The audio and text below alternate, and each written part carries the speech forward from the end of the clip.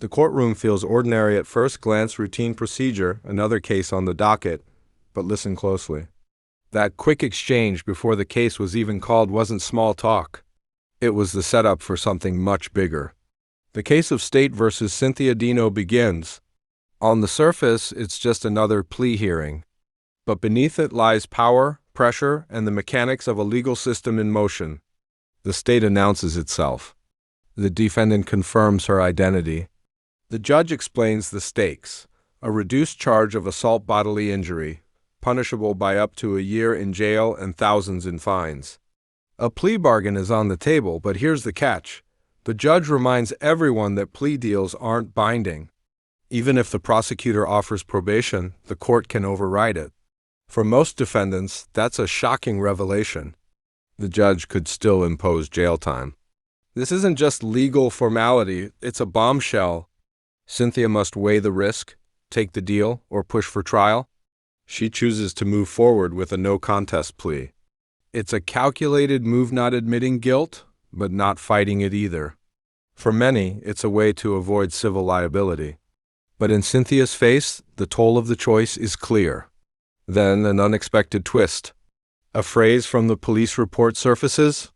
A slang term, racially charged, sparks tension in the room. What begins as a legal proceeding now veers into raw emotion. Identity, language, and perception collide, exposing an undercurrent of frustration and pain. And then the human story spills out. Cynthia reveals the weight she carries: her son murdered at 19, her fiancé dead just days earlier, grief layered upon grief.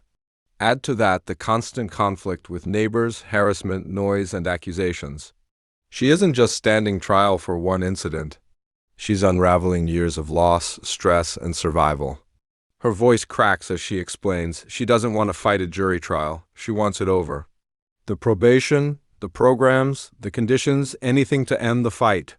But the court must still balance compassion with accountability. The prosecutor requests anger management, substance evaluations, and sober support meetings. Not as punishment alone, but as conditions of rehabilitation. Finally, the judge delivers the sentence: 1 year of deferred adjudication, a probated fine, community service. Anger management: 60 sober meetings in 60 days, regular drug tests, no contact with her accusers, and ongoing check-ins with probation. It is not simply probation. It is a web part surveillance, part therapy, part control. A checklist of conditions meant to reshape a broken life.